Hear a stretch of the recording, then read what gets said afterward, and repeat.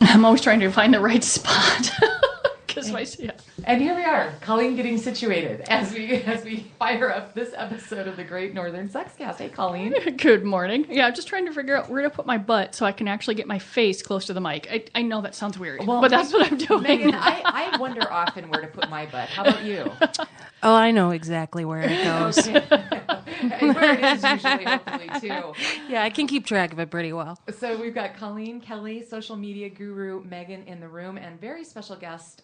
This took us a while to put together due to the extremely busy schedule of Denise. Hello, Denise. Welcome. Hi, good morning. So we are going to talk about transgender issues, and Denise is in that community and very involved. Just give us a little rundown on all the stuff you've got going on just this week. Oh, just this week. This week is National Coming Out Week. Yesterday, I spoke to an LGBT group of students at North Hennepin Community College, which was great. The program ended up with a drag show. That was cool. Nice.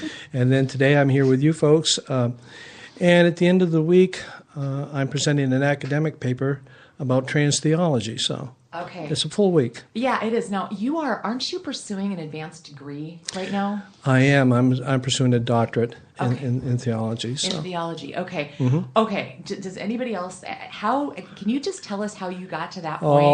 I'm so curious. That's a long story. Back in my previous life, before transitioning, I did spend 15 years as a pastor. Really? So I had a long history in spiritual communities, faith communities. Okay. I just love the fact you're going for your doctorate. I did some of the paperwork just to get a master's, and I suddenly went, if I have to do a group project, I'll kill people, and that will be wrong. So I mean, there's so. Let's see. Master's jail cell. Yeah. Right. And then, honestly, when it's a family business and you can look at your parents and go, can I have a job? And they say, yeah, the resume, that was pretty easy. Right. But congratulations on all that hard work, because I know it's tough work. Well, thank you. Mm-hmm. And there's some long, late hours and reading lists are long, but I'm okay with that. Yeah. And the way that we made your acquaintance, Denise, is through a very, very, very dear friend of mine named Brent, who actually goes to the same church that you do, I guess. Yes, he does. We've known each other for years now. Yeah, and you have a group that you had a community group there? Well, I do. I facilitate a group called Transcend, which is a transgender and gender nonconforming support group, one of about a handful here in the Twin Cities. Okay, and is that affiliated with your church as well? Well, in a roundabout way it is. Okay. It takes place there at the church. Okay, super good. Okay, well, ladies, just before we dive in, because I know that once we start talking to Denise, it's going to be fast and furious, and we're all going to have so many questions for her. Anything new since last week? How are we doing on the contest, Megan, for fantasy gifts? We're doing great. I You got me. You have actually until today, Tuesday, 11 p.m. to go to any Fantasy Gifts location and sign up to try to win the passes for Crypticon. Or you can still tweet us your hashtag horror porn title to be entered to win. So, it's ending today, guys. So if you want to do it quick. And Crypticon, by the way, those passes that you're giving away are worth approximately what? It's probably about 120 for a pair. They're about 60 each. Okay. So for the weekend passes, it's full weekend, Friday, Saturday, Sunday. Okay, super good. And last week, Michael told us that there was a theme that you guys selected. Oh, yes, the carnival is coming. Yes, Okay. We're doing a carnival theme. It is amazing. We're working on our knife throwing target. We've got some eyeball bounce carnival games set up. We're all doing our costumes, and it's going to be... It's funny, every year we're like, we should not do so much. We should take it easy. We put too much work. But then we get an idea and can't help running with it. And you guys pile on each other. I mean, it's like you all get into it and then you're exhausted, but it was fun, right? It's always fun at the end. That's the important thing. And the customers have a blast. And where's the hotel room again? So it's room 179 in the Ramada. It used to be the old Thunderbird by Mall of America. But right by the Mall of America. And I believe you can come to the party room actually after hours without necessarily getting tickets. So there's also a Dance of the Dead Saturday night. You can just pay admission to get in and then come visit us and get some. I'm just gonna say one thing. Thor hammer dildo.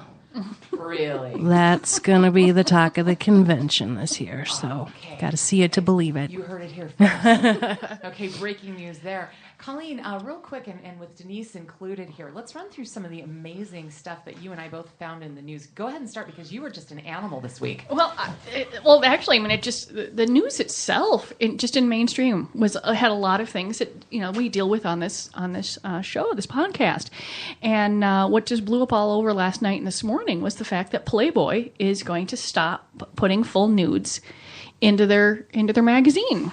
And it was fascinating, and from what I could tell, almost everyone was commenting just on the headline. They didn't actually go find the New York Times article, because there's a very important couple sentences in there, and I'm just going to read them here. It says the magazine had already made some content safe for work, in order to be allowed on social media platforms like Facebook and Instagram. We have problems with Facebook. They won't let us. They ask us to do things, but then they won't let us do them. It's really quite annoying. But here's the deal: over a year ago, they took all the nudity off their internet site, and they went from 4 million unique visitors a month to 16 million visitors. That is a jump. And their average viewer age dropped to 30 from 47. Huh. I mean, it's not like they did this willy-nilly. It's not like it's the demise of this magazine. They have a year's worth of experiment already that says that this works. Well, and you know what I thought was interesting, too, because there's a quote from Scott Flanders. He's their chief executive. He said, you're now just one click away on the internet from every sex act imaginable for free, and so it's just passé at this point. Yeah. Which also gives credit to the people that always said they read it for the articles. Yeah. Well, they always have had, Pulitzer Prize winning folks writing for them. Yeah. Honestly, when I would steal my dad's Playboy because I was curious, I did read the stuff in there, and I also like the cartoons. But the cartoons were spectacular. Sure. Isaac Asimov has written for Playboy in the past, for instance. Yeah. Mm-hmm. And so it was just all over the place. I said, no, we've got to touch on that, because it's fascinating, and because people were just like, oh, that's the end of it. It's the end of it. And I said, oh no, I think this is going to be a lovely renaissance for the magazine. I mean, if you've got Demi Lovato posing nude, in Vanity Fair, and then do the same thing, they can put Playboy right next to Vanity Fair at the checkout now. Yeah. Yeah. I mean, it's spectacular marketing there. They're going to take it out from under the mattress. They're going to take it out from under the cabinet in the sink, and they'll be able to put it right up, right up Wipe front. off the pages. Yeah. Clean again. Yeah. So the other huge story that kind of really pops up, I think, in the wake of the horrible story out of Oregon with the latest campus shooting that occurred there, is the protest, Cocks Not Glocks, and this is Texas. Is it Texas A&M? University of Texas, excuse me. Mm-hmm. Yep. They've got more than 1,000 people that have already RSVP'd to attend a protest of the university's decision to allow concealed carry permit holders to carry guns on campus. And so there's a huge, huge outcry here, and the hashtag is Cocks Not Glocks. And, it's furthering the argument that's raging in all points media. Yeah, what I also find fascinating about this is that, one, it's not taking place for a year. The law doesn't take place go into effect until August of next year, 2016. And it really does highlight the differences that people have between violence and sex. Now, personally, I don't have any problem with guns. There's already a zillion of them in this country. Yes, there's a lot of other stuff going on there. But if you go down to Texas, there's a titty bar on every corner. And we used to have a store down there, but you couldn't sell a dildo. So the idea that you can have a Glock on your hip and walk around campus, but can't have a dildo? Well, and they're going to wear dildos. They're going to wear that. Yeah. They're going to holster the dildos into school. Yeah. Sure, so that's the idea. Right. So they're going to. So they're going to be like strapping a dildo to their backpack, or putting a holster with a. Like some of them, that agree with both sides, might have a holster with a gun in one side and a dildo on the other, and then and the fact that a body part is could be more dangerous to someone seeing that than a fake body part is more dangerous than a weapon. And it one affects men more, and one affects women, and which one has more which one has more laws on it again. And so I find that just, fascinating. Yeah, and which we got to bring up the boob story when we get into our conversation here with Denise. But just two other quick notes in other news. New condom brand coming out. Have you seen it? Netflix and Chill. No. See, I see all this stuff on Facebook. I mean, that's where I get all this news from. So. Yeah, I mean, it's a new condom brand, and you got to give this girl credit. Corey Williams, she's a 27-year-old serial entrepreneur who has built a series of online stores through Facebook pop culture. So that's her latest thing. So it's like, that's your invite, Facebook and Chill, or Facebook and, Netflix and, whatever. I thought that was kind of cute. And God love the entrepreneurs. Create jobs. I don't care. I'm sure she'll get blocked by Facebook and Instagram soon. Oh. Because, we have been told, and we've even removed our website from the site, that now that we have been flagged, Facebook will not allow us to give them money to promote our post. Right.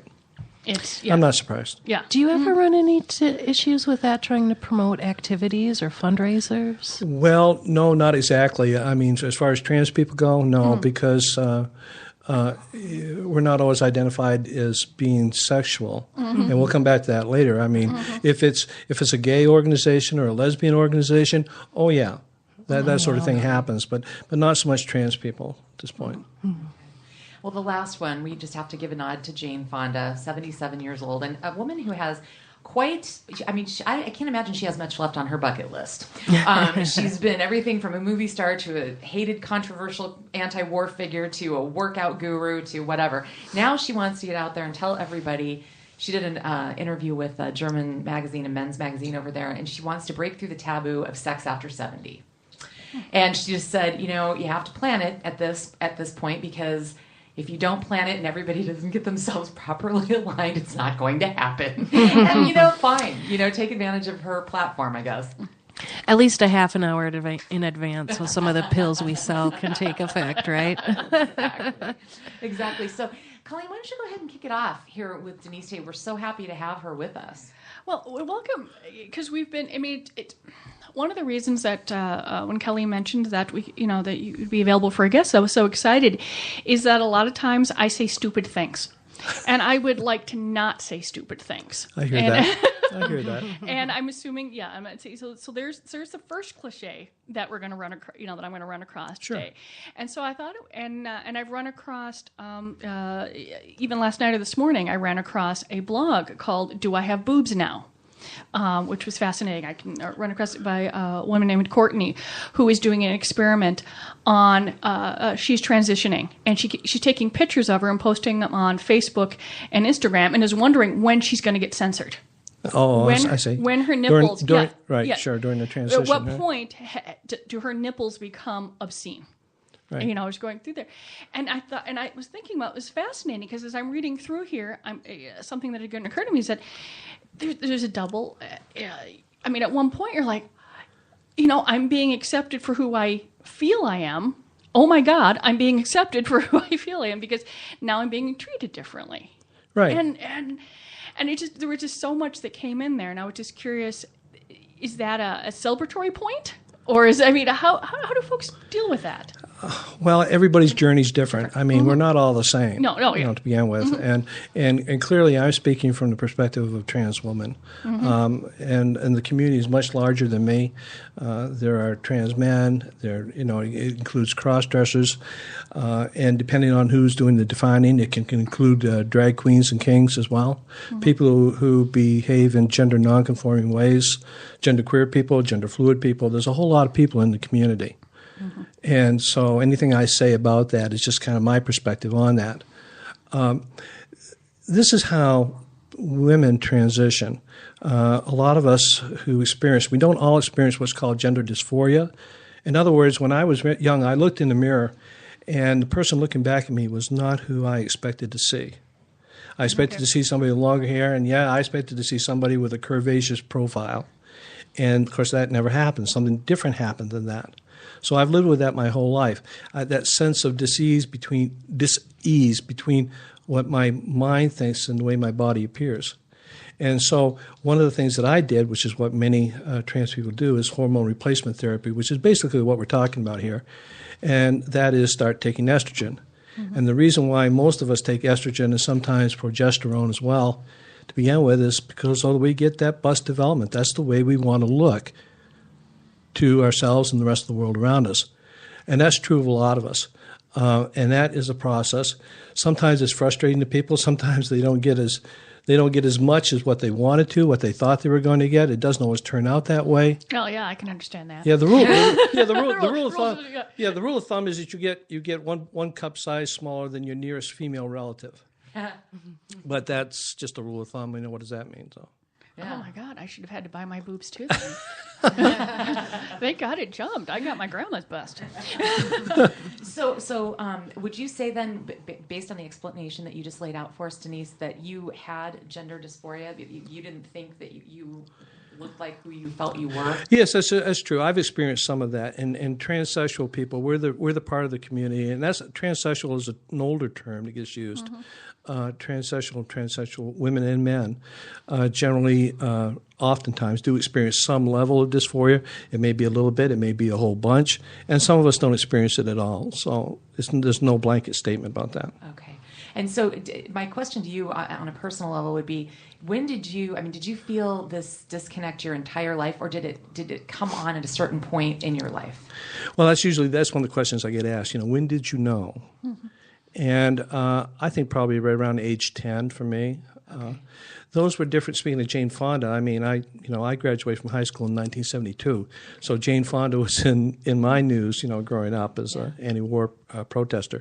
So back in those times, that was a different culture. There was a different understanding, and I wasn't about to tell anybody that I felt like I was supposed to be a girl. Okay.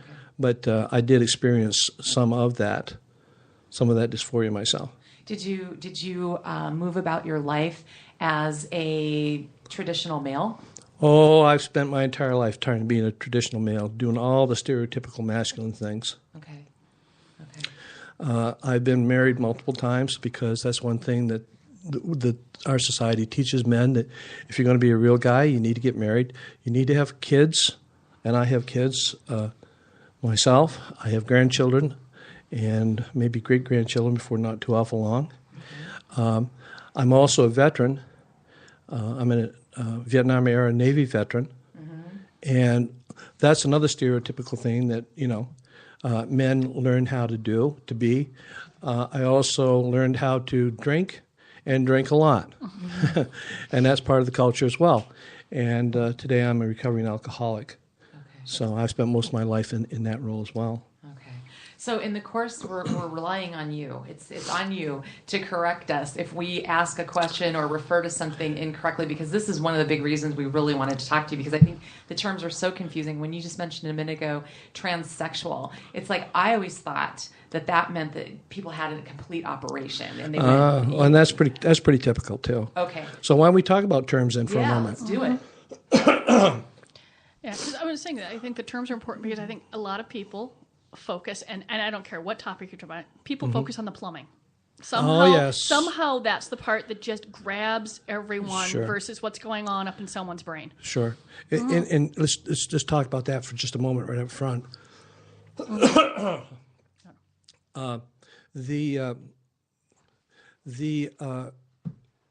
Here's the question. Yeah. When you're meeting somebody for the first time, and you never knew that person, and your initial conversation, the first question you're going to ask them is something about their genitals. Really? Good point. and that's how trans people respond to that kind of question. Is that going to be, really that's, you don't want to know anything more about me than the status of my body. And so it becomes very private. But that's very, very much the first question people ask quite often. And it's not asked usually in a very nice way either. Yeah. I've been asked, are you going to get it snipped off? Uh-huh. When are you going to do that? See? Uh-huh. And so we feel under the pressure to, respond to that and, try to work our way around that in the conversation. Yeah. And I think, I guess that for so many years, and Megan, you're on the young side for this, this is probably when you were like a kid in grade school and stuff like that, you started hearing more and more about people having actual sex change operations. And if you're not real close to the community, which I think I'm closest to the gay and lesbian community that I've ever been, based on virtue of, Minneapolis and all the friends that I've made here and things like that. But, if you don't know about this stuff. So we just thought then, aside from going that far, I think the rest of the public always believed that anything short of that, you were a cross-dresser. Right. And that's not, that wouldn't be accurate. Okay. So let's talk about terminology for a minute. The term trans or transgender is an umbrella term that applies to all kinds of gender nonconforming people. And so when we use the term trans, that includes a whole lot of different people. Okay. And underneath that umbrella, depending on who's talking about it, the way I understand that is our transsexual people like myself, men and women. We're people who live 24/7 as that opposite our birth identified gender, which includes myself. Okay. I'm a trans woman. I mean, Denise is it. This is Denise all the time. Yep. It also includes cross-dressers who are generally, not always, but generally heterosexual men who are occasionally dressed as that other gender periodically. Okay. It also includes people who are genderqueer. See, I operate on a gender binary. I'm comfortable talking about women over here, men over here, like it's on a spectrum. Mm-hmm. Not everybody is. Okay. Genderqueer people say that makes no sense to me at all. Okay. So the trans community includes them, and depending on also who's doing the defining, it also includes people who do drag. Okay. So many questions, right? Well, I was just thinking, questions, but one of the things I realized is that I have been very fortunate because of my job with the people that have come who have felt comfortable applying for jobs. One of the very first women I ever interviewed for a job was Kathy. Let's use her first name. And when she came back, I said, well, I've never hired anyone before. I love you. I'll be talk to my mom. Sure. Excuse me. And he came back, and my mom goes, do you know that Kathy is actually? And I went, really? I had no idea. And what was exciting for her, and I didn't think anything of it, and I just love the fact that my parents brought me up this way. I mean, that I'm like, well, if Kathy wants to be Kathy, Kathy's Kathy. I don't care. Right. And so I found out later that other people don't think this way. Okay. But I didn't know. I was going through there, and so that was lovely. And I've actually had quite a few employees who have transitioned because they found a place that they could be who they wanted to be all the time. Well, it's hard. Yeah. It really is hard. You're talking about employment. It's hard to do that. Mm-hmm. Not everybody is that open. No. Okay. You lost me at transqueer. What does that mean? Genderqueer? Yeah. So genderqueer. Remember, think of it in terms of being on a spectrum. Okay. Okay. Everything I've said so far about being transsexual or cross-dresser, that all occurs on a spectrum. On a gender binary is the term. Okay.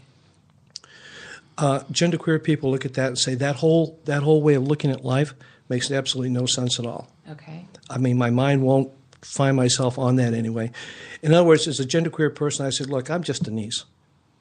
However you see me, I mean, woman, man, it makes no difference. If you feel more comfortable calling me a woman than a man, great, I really don't care. I'm just Denise. Okay. That's the way that kind of perspective shows up from people. Okay. Yeah, they're not. And keep in mind, I'm not genderqueer, so I'm speaking for other people here. Okay. Yeah, they refuse to be defined by how the other person's brain sees them. They're defined by just everything, their entirety. That's right, and they tend to be younger people as well. Not always, but generally younger people. Yeah, folks are realizing with the amount of information out there that what's going on in their brain is not unique. That there are, true. That they can reach out and talk to folks. And like I said, there may be a lot of crappy stuff out on the internet, but the fact that people can find someone that's like them, and I don't care whether it's like I like knitting or I don't know how my brain is reacting to how my body's reacting. These are spectacular things. Remember that it was a British survey/study we talked about on the show a few weeks back, and it was an interesting thing, Denise, in the crowd 18 to 25 that responded to certain questions.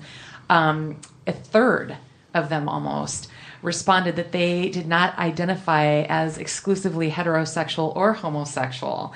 And that was pretty interesting. And then everybody else, the older they got, that definitely everything went far more. Sure. Yeah. So it's a whole, I think it's coming up. I mean, I think we're looking at all of this from the get-go differently.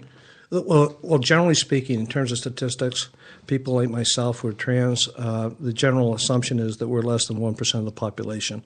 And people who are gay, lesbian, bisexual, always the figure always being tossed around was 5% of the population. And that may well be underreported. We don't know, because a lot of trans people are really not out. Okay. To be out as a trans person is really new for a lot of people. Right. There's still just, you were talking about jobs earlier, discrimination. I mean, there's not a lot of protections. There's a lot of other protections for other folks.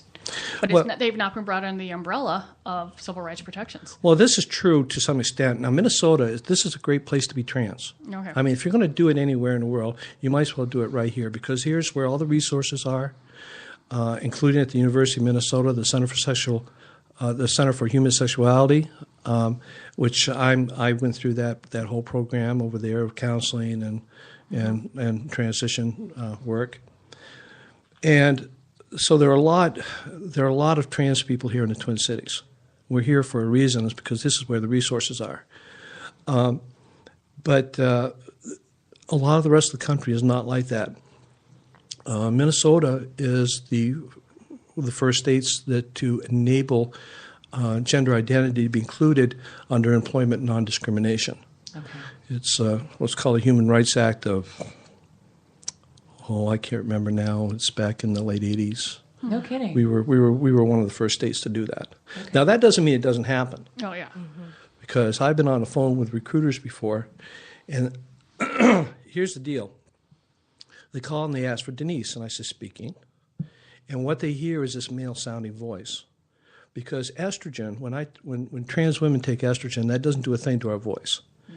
We either have to do very expensive voice training or very expensive, risky surgery to do that. And I'm not going to do either one of those. So this is my voice, take or leave it. This is how it goes. And as soon as I say, hi, this is Denise, it's like somebody threw a switch. Mm. All of a sudden, it's like it gets really chilly and very polite, and I know what's happening. Sure, mm-hmm. Sure. No, I would get there very polite when I was trying to find someone to host our website. Oh, I'm sorry, we don't do that. I'm like, I can hear it. I can hear it. And Minnesota is the only state handy here. All around the states do not have. Wisconsin, Iowa, the Dakotas do not include gender identity in their non-discrimination laws. I would think, though, don't you think that with the Supreme Court decision on same-sex marriage that we're getting, sort of a watershed period of time where things are going to, the path is going to get easier for you at your community as well? Well, we were just having a conversation about this last night in another meeting, and it's looking a lot more optimistic than what it used to. Sure. I mean, but out of curiosity, what are being discussed right now with all the progress that has been made, Denise? What are the biggest hurdles for your community right now? Where do you start, right? But well, there's a lot of them. And one of the places to find out about those kinds of things is the National Transgender Discrimination Survey of 2011.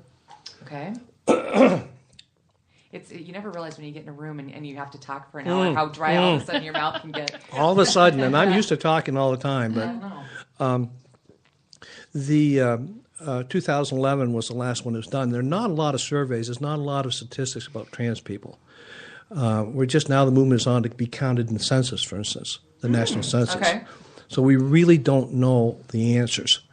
But the National Center for Transgender Equality in 2011 did a survey, self-reporting from trans and gender non-conforming people around the country. And there's a new one just being done this year, 2015, an update. But in that survey, probably number one amongst the concerns had to do with health care. Oh, okay. Because here in Minnesota, we just had, again, the meeting last night, we were talking about this. An insurance company that comes to Minnesota and sells a plan, if it's not self-funded, if it's a fully funded insurance plan, they have to put that plan through the Department of Commerce for approval. And if that plan includes trans exclusions, it cannot be sold in the state of Minnesota. Oh, okay. And if it's a self-funded insurance plan for employees, that falls under federal law, and that under federal law that can't happen either. And that's relatively new. But that applies to Minnesota. You can go to any one number of different states in this country and find trans exclusions in health insurance programs. Now, is that because, and not trying to take any sides with the insurance company, are they trying to claim in so doing that because you have altered your body in some way, perhaps by taking HRT or some other methods, that you are riskier? A big risk? Is that? Well, usually it gets filed under cosmetic surgery. In other words, going back to the subject of dysphoria, if I decide that for my mental well-being, I need to have breast enhancement or enlargement, that's cosmetic surgery, say. So it gets dealt with that way. Oftentimes, this also gets dealt with in the sense that, it's just too expensive. Having gender reassignment surgery is an expensive proposition. Even if you go to Thailand, it still takes a lot of money. And to date, the best figures say that 80% of us will not do that. Really? Only 20% of trans women, generally speaking, will have that surgery. Okay. Because either we can't afford it, we don't really feel like we need it. But when we go to the insurance company to get it, sometimes the complaint is, well, it's going to cost too much money. Insurance companies, I don't care what subject is, they don't want to spend any more money than they have to. Right. And the truth of the matter is that the amount of money that gets tied up in trans surgeries or hormone replacement therapy is really very minimal across the whole population. So that argument doesn't wash. So what it boils down to is basically society and insurance companies speaking on society's behalf saying, we don't like what you're doing. That's really the bottom line to this. Yeah, there's no common sense there. It is one person in a room going, I don't like this. That's it. We're not doing it. That's right. Yeah, and the same thing could happen. There are businesses who can't get insurance. I can't get insurance sometimes from some companies. We don't like what you're doing. I don't have any claims. I don't have any higher issues than someone who sells bowling balls. But someone decides, we don't like you, and that's it. And they don't do business. And they don't do business. Business with you, right? And when you think about all of the other, issues that are going to happen because of it, once again, preventative medicine would make so much more sense. This is it. If you follow the links through on the NCTE website to that discrimination survey, what you'll find is a lot of really interesting information about how marginal the trans population really is in terms of mental health issues, health care, that sort of thing. One of the most startling statistics that came out of that survey to me is attempted suicides. And that's a subject that gets talked about a lot in the trans community and other communities as well. Do you happen to know what the U.S. average is the whole population? I don't. The whole population in the United States for attempted suicides is 1.6%. Okay. And that's a lot of people. That's way too many people to be that depressed to actually want to do that. Mm-hmm. In the trans population, according to that survey in the United States, that figure goes to 41%. Oh, holy shit. That is a sad statistic right there. And it's not because in the trans population we have such a higher incidence of mental illness. It's not because we're a failure somehow because we have all these problems. It's because when you live in a world that treats you like this, what else are you going to think? That just going to lend itself to depression. When you're being bullied, harassed, you're going to start thinking this way, and that's what happens. Yeah.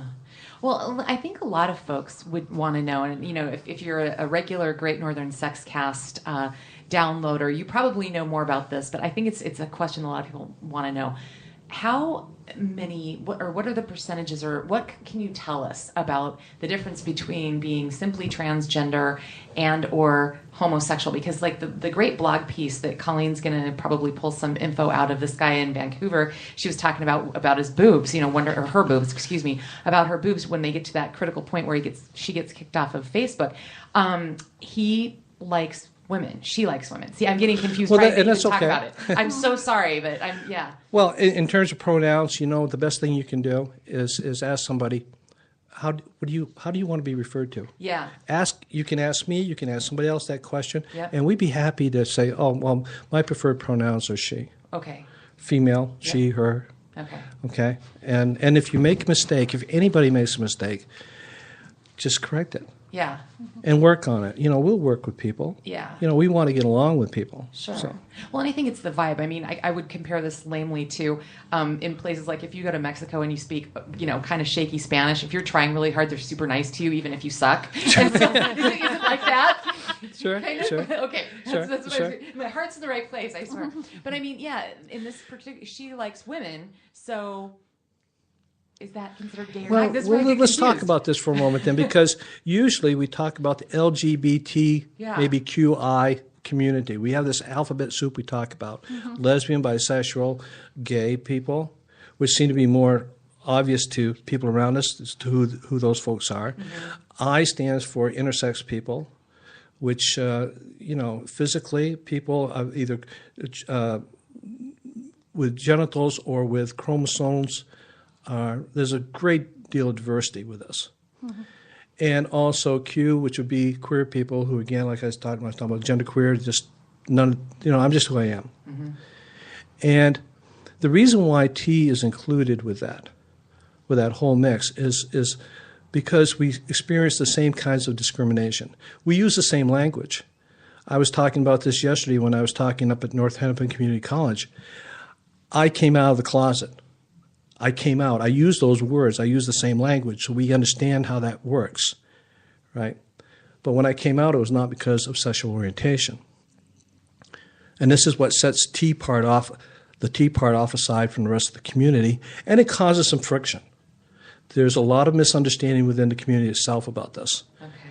It causes friction, causes some hard feelings, and because I am experiencing this, I come out of the closet because of who I am, my gender identity. It's not about because of who I love. It's not about because of who I'm attracted to, who I want to have sex with, who I want to get married to, all that sort of stuff. It's that makes it a little bit different. Okay. So at the same time, so you'll hear trans people talk about this. It's really about gender identity, not sexual orientation. So in other words, to put it bluntly, I'm not a gay man in a dress. Okay. Not that there's anything wrong with gay men in a dress, if that's what that person chooses to do, right? And that's a common public misconception. So, and at that point, as a trans person, I still have a sexuality. I still am attracted to other people. And this is how it works. I understand myself to be as much of a woman as anybody else sitting here in this room. Okay.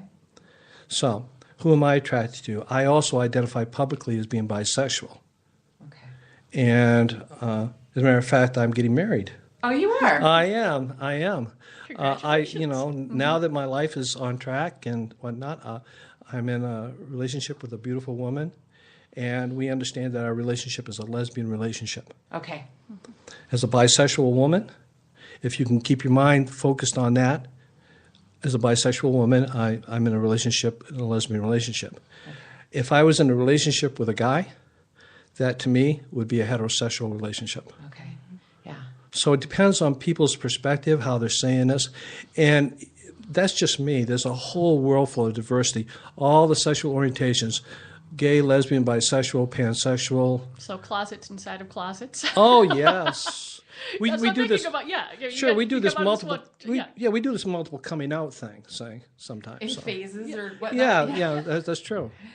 Can you imagine? Because I'm, when I was reading this, the woman's name, Courtney? beyond there was Courtney, and she changed it, saying she's interested in women, and but yet guys kept harassing her, going, Yeah. why aren't you, texting me back? And so she's like, what was interesting about that is that when she was, presented herself as a different person, she wasn't getting hassled when, no one was hassling her when she didn't respond to a a Right, thing. right. Just the changes in how people perceive you. Well, one of the things that I want people to understand too, I'll just say this right flat out, is that as a transsexual woman in much of this world, I'm considered a fetish object.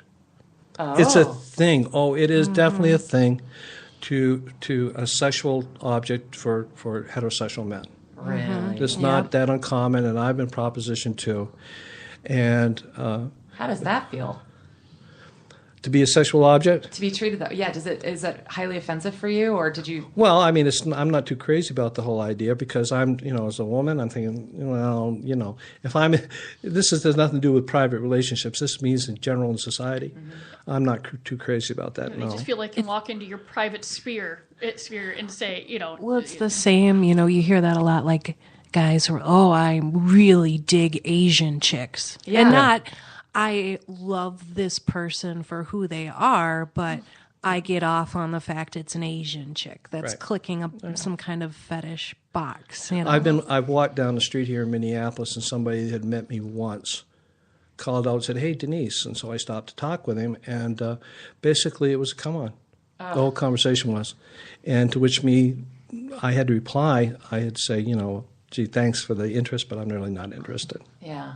Well, I'm sitting here just imagining like a bar scene, and we've gone and done on-site shows at the Gay 90s, and there's all sorts of. We went to Trans Exotica one night, and we got to talk to some of the ladies there, but it was really loud, and they were actually doing lap dances that night, and I was thinking, I've thought since then that it's sad to almost in a way to have this conversation to put it juxtaposed with stripping, because it's such a more serious subject, but they were fine and they were nice and we were obviously, respectful. But my question to you is, how confusing is it when there's a bunch of people in the room and do you have to like go through a checklist of what or you know what I mean? Or do you guys just talk? I think it'd be hard. It is. It's really hard, and sometimes it's hard to talk to each other too. One of the reasons why I'm here, why I wanted to come and do this, is because as an individual, I'm sex positive. I mean, I'm really open to sexuality, and that, and any previous mention I made of theology or my own personal life, what I do and don't do, I think sexuality is something that we're created with, and I'm certainly open to those discussions. And also at the same time, I am absolutely unwilling to demonize sex workers. Yeah. And that's something that trans people also experience, trans women experience to a great degree, and sometimes because they have no other choice. When you're hungry and you have no place to live, what are you going to do?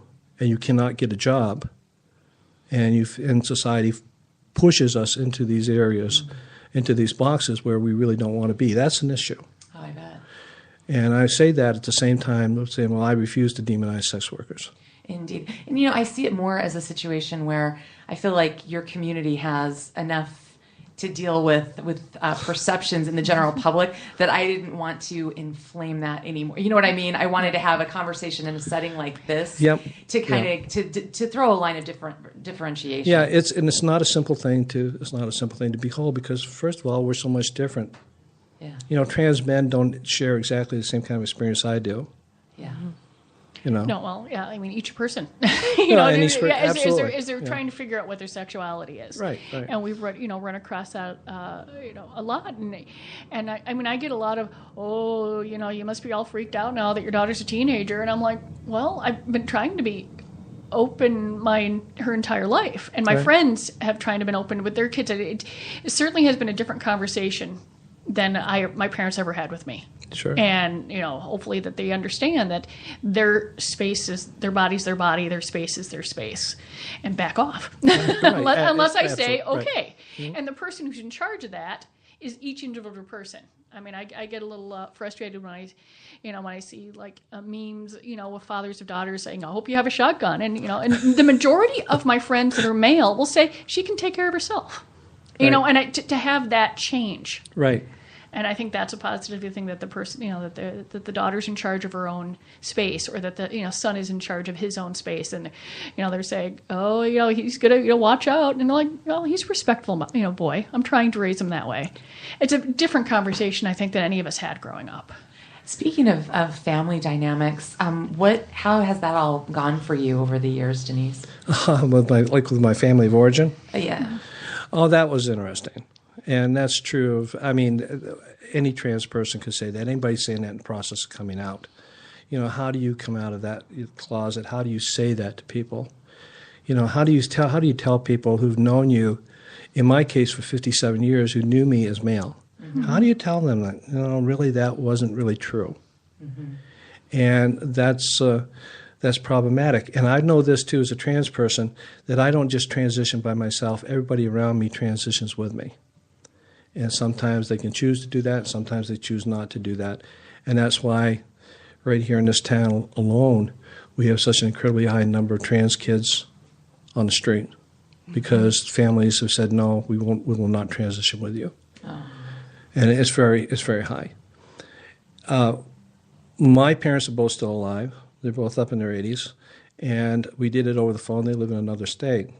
And my mother's a retired school teacher. And when I said to her the word transgender, she kind of knew what that meant because she'd been exposed to kids who are trans. I mean, that's been in the news a lot lately. She knew that through her educational connections. Sure.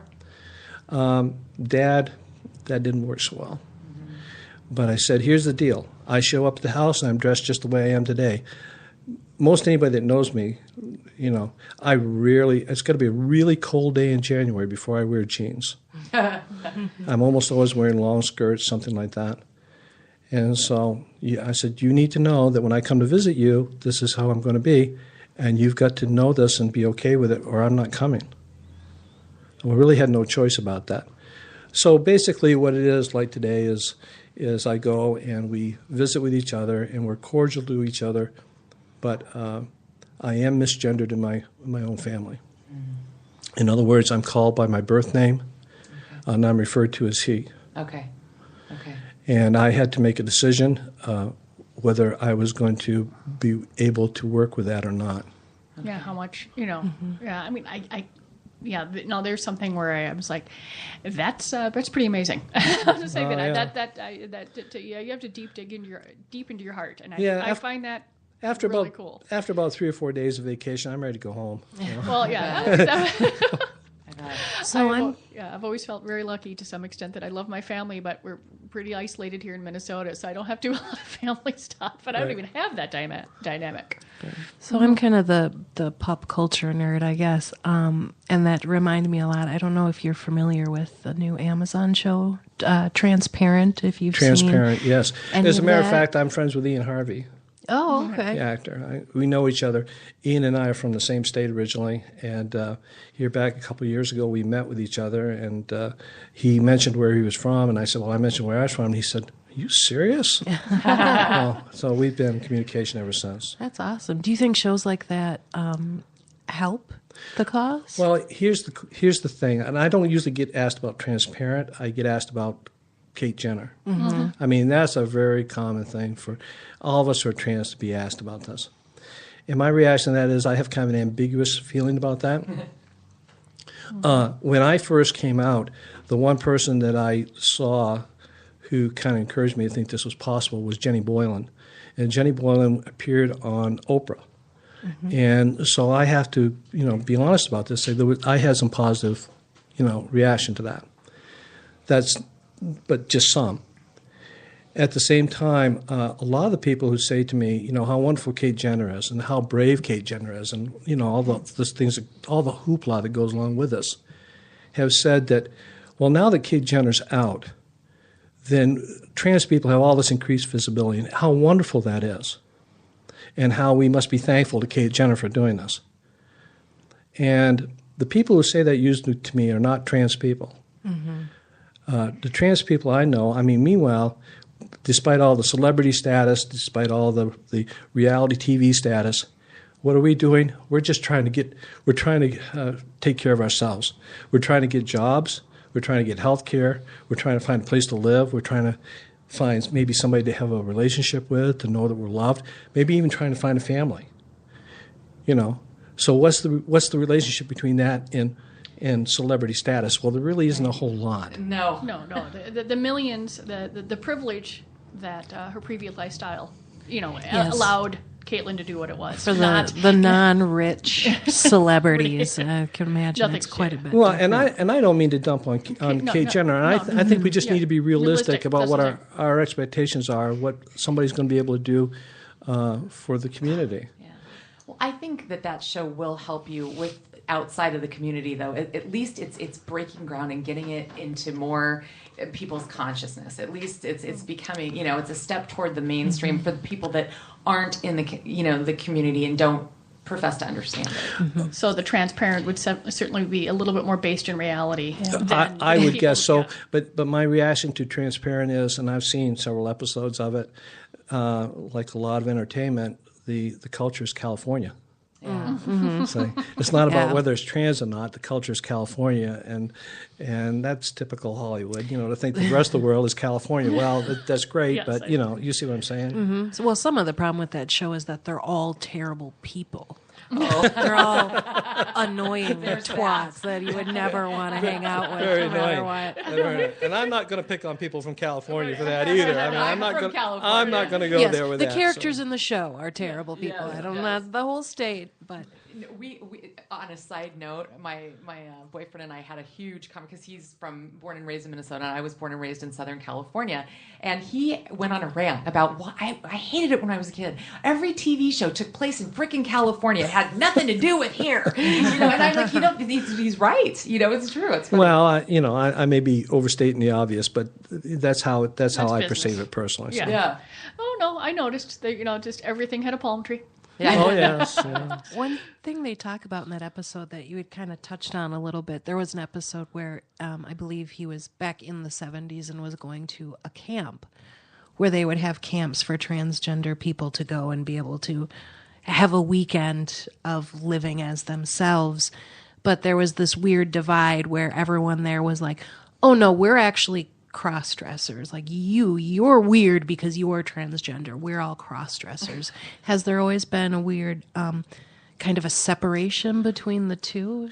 This is not to the benefit of the trans community at large, in my opinion, because we still struggle with those kinds of divisions. We tend to get to the point, and again, especially the personal opinion, where, well, I'm more trans than you are. Mm-hmm. Oh. And if I've had surgery, I'm more trans than you are. And someday, when you really want to be trans, when you really come out of the closet all the way, you'll also have surgery done. That tends to be an older way of seeing it, in my opinion, but that hasn't done us any favors. And when I talk about personally, when I'm talking about the trans community, including all these different sorts of people, there's nobody any more trans than anybody else. Mm-hmm. So things have certainly changed. Oh, they have. That's good. They have. The bias is everywhere, isn't it? I mean, we all just want to choose up sides, don't we? Transgender wars, mommy wars. Who's the guy that's more manly? It's like the groups will just stick themselves on each other. Sure, and they'll find something. When back in the late 70s and early 80s, right here in Minnesota, when people were transitioning, that did necessarily include gender reassignment surgery. And in order for trans women to transition back then, you had to prove to the therapist that you were working with that you could act and behave really in what I would call hyper-feminine ways. You always had to wear dresses. You had to know how to put on makeup. You had to wear lipstick all the time. So in other words, could you be the stereotype? That's right. That's how this started. Okay. Yeah. Okay. See, that's how this started. So when you talk to older trans people, a lot of times you'll hear some reference to this. And I think most people kind of understand, well, we've evolved from that. Mm-hmm. But that's the way it used to be like. That's amazing. That is, well, two things that Colleen and I did not want to forget to have you comment on today, and you're just flat going to have to come back at some point because we can't get to everything in one possible show, but we want to talk about the DMV and the TSA in your situation, because there certainly has been a lot of stories about TSA. About TSA, especially in the last few weeks. Right. So can you just kind of give us, what you have to do and what you recommend and what to look out for and all that? Well, here's some of the latest news about that has been certain states, including Minnesota, that whether or not you're going to have what they call an enhanced ID. Yeah. And Minnesota hasn't measured up to federal standards yet about that. Mm-hmm. So that's part of the issue with TSA. I first traveled as a trans woman in 2011. Okay. And I was traveling on male ID, but I was the person you see now today, traveling as a woman. I called TSA at the time, and they called me back. I left voicemail, and they actually called me back, and I explained the situation to them, and he told me over the phone, he said at the time, he wanted to know where I was flying from. I said, from Minneapolis. He said, well, when you go in to check in, go to this gate or go to this gate, because the technology there is older technology, and your body anomalies are not going to show up the same way if you would be in another gate. Interesting. And I'm going, really? TSA is telling me this? Yeah, that's a little scary, actually. Well, yeah, a little bit. But he told me that, and so I did. I walked up to the guard there at TSA security, handed him my ID. He looked at my ID, and he looked me up and down, and you could just hear the wheels turning, Sure. Click, click, click. Yep. Right, and he smelled the smoke, and then after a moment, he just handed me back my ID and just waved me on, and I went through. And I've never had any problem flying since. However, that's Minneapolis. With all the trans people who live here in Minneapolis, people are coming and going all the time. We're not that unusual. In some airports, in the last couple of years, LAX was one of them, where, it depended on if somebody got, they just didn't like trans people. Oh, yeah. And I think that's part of the issue, where you have people who aren't willing to follow through with directives, their own jobs, and they start enforcing their own moral values. Hello, Kentucky. Yeah. As you will. Yeah. I don't know, because I'm looking through, I'm making sure that my daughter's passport is updated and mine's updated so that we can all travel better. And I've looked into getting the frequent, not that I even travel that much, but going through and getting that global traveler thing. Just to get through, because I travel with a daughter who doesn't look like me. And so there's like, is that yours? Yeah, right. Yeah, that's right. Right. So and for more resources about that, I encourage people to look on the website for Outfront Minnesota under the Trans tab, and they'll find all kinds of links to TSA, to DMV for that matter, all kinds of process about how to change your legal ID, because for us that's really an issue. Oh, I bet. So what's it like for a driver's license? Do you... Well, I did it. I went to district court in 2012 and paying about $400 as the fee for it. Wow. And to get a name change done, anybody in the state can get a name change done. That's not a big problem. I just happen to know the right verbiage to put in there so that I got the judge to also change my gender marker as well. Okay. Now, that's a gray area in Minnesota. You might get a judge that will do that, and you might not. Okay. I happen to be able to do that. So on my driver's license, when I took the paperwork into DMV, also to Social Security, they looked at it and just automatically put F on my driver's license. They did? Yeah, so I'm legally female in the state of Minnesota. Okay. Like saying, things, are improving, because I filled out a ton of paperwork for my daughter's high school, and they had MF and then a spot for other. So that someone could choose what they wanted to put on there. Right. And I think this may be only a year or two old. Right. Well, it is. Yeah. This stuff is all new. Before I leave here today, I also want to mention one thing, because we're coming up in this time of the year to what's called Transgender Day of Remembrance, and talking about violence for trans people. On November 20th, here in the Twin Cities, we do it every year. The trans community has a Transgender Day of Remembrance service. It's held at Living Table UCC here in Minneapolis, and is to memorialize people from around the world, trans people who in the previous year have been murdered. And it's an extremely high rate. As of the current figures that I know in the United States alone, at the end of July, we had experienced at least 20 trans murders, most of them trans women of color, who were killed for being nothing more than just being trans. And talking about the visibility that comes with Kate Jenner, that doesn't know it's a big plus, because at that point, at the end of July, we had more murders in the United States than in all of 2014. There can be a backlash, really, right? Absolutely. As it becomes more out. That's right. So I just want to mention that too, and to make sure people are aware of this. To be trans, even here in Minnesota, is a dangerous thing. Okay. Well, and you know what we'd like for you to do too, Denise, because I know you're, I suppose it would be fair to call you somewhat of an activist because you're certainly trying to, help the community. I'd love it if you'd email us, any events that are coming up, and we'll make sure that we get them on the Great Northern Sex Cast page I'd love as to. well. Sure. Because that's the kind of news that we put in our feed all the time, Meg. Yeah, definitely. Absolutely. A good mix of serious and silly. Yes, That's what there we is need. Well, I know in some silly life, stuff right? too. So, yeah. We'll take it all. Like I had a radish that looked just like a butt. I got to put that on there. So, you never know what you're going to find in our thing. So we got to wrap it up here on this edition of the Great Northern Sex Cast. But Denise Burke, I know you're an extremely busy human being, and we'd love to get you back in the winter sometime, a few months past, and just kind of update us and be a correspondent. We might be able to even do a Skype thing. And I was going to say, can we do this on location in Hawaii, maybe? well, I'm we'll good for see. that. We'll see. But we really appreciate you taking the time. And Colleen, how would you want to put a bow on this one? With a big fat thank you, and then I'll probably reach in and get a hug if you're a huggy person later, because I love hugging. I am. And I want to say thank you for inviting me. I really do. It was good to have you, Megan. Great job as always. So this edition, we're shutting her down. And check us out on the Great Northern Sex Cast on Facebook. Dig us up on Twitter. Go to the stores. Look for us at Crypticon. And just have a great rest of the week, everybody. Bye. Thanks. Bye.